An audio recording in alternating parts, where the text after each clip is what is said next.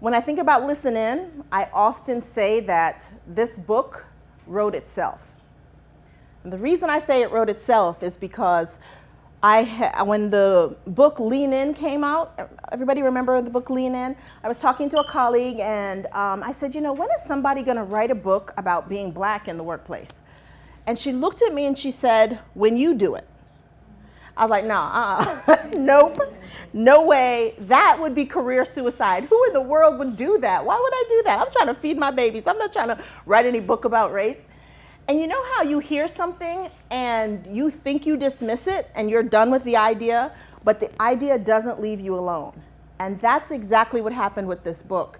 And fast forward to summer of 2015, I literally call that the summer of my discontent, because not only did we have a record number of cases of police brutality, we had the shooting in South Carolina, we had hashtag overload, and what I found was that the dialogue and the content for this book began to just play randomly in my head.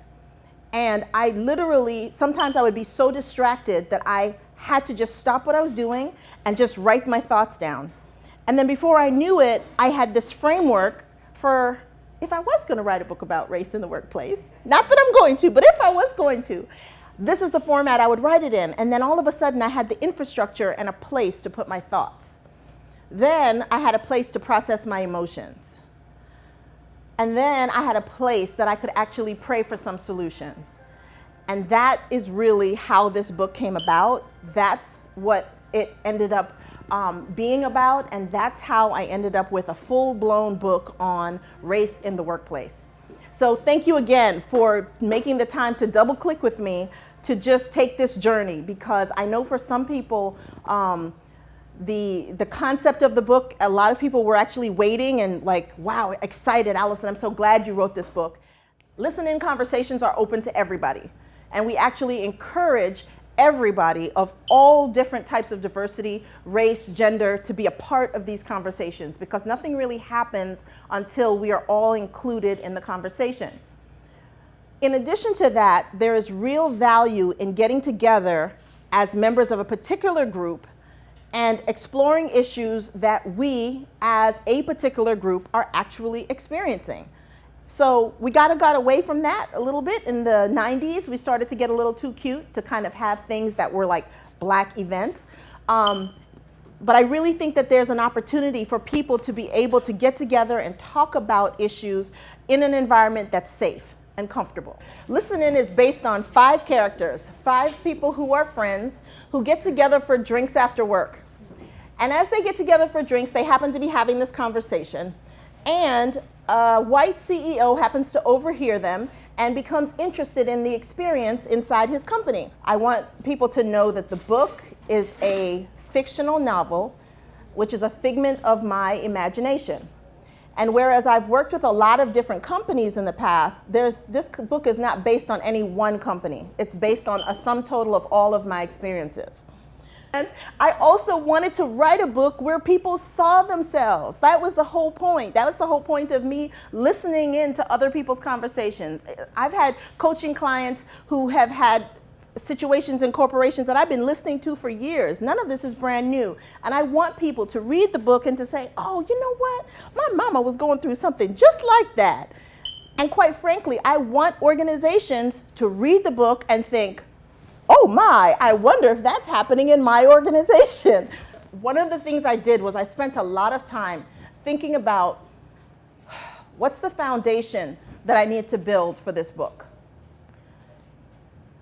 And part of what's really important is that people became really clear about what my intentions were. I believe that when you put your intentions out there in the universe, that you get back in your life in large portion what your intentions were. And if I state my intentions very clearly, people couldn't misunderstand what I've done, and they could have questions, we can have dialogue, but they won't be misunderstanding.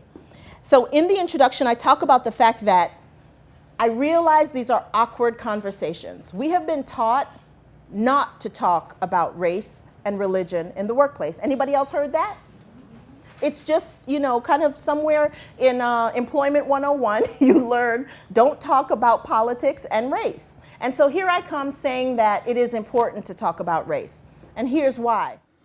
My experience in human resources allows me to have access to information and data that led me to the conclusion that there are situations and circumstances happening in organizations that make this not a level playing field for everyone.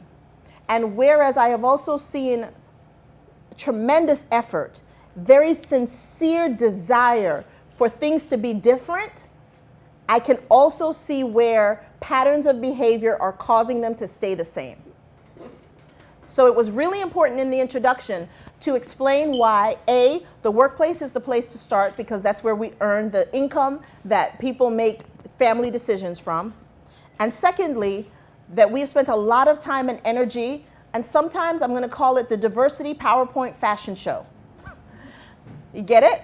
The diversity PowerPoint fashion show is this range of PowerPoint presentations that provide data and statistics and metrics and information that have not yielded different behaviors. And so I'm a behavioral scientist. My expertise in talent management, I've studied talent systems, I've worked in talent systems, I've written strategy, I've been responsible for execution, I've been responsible for budget decisions.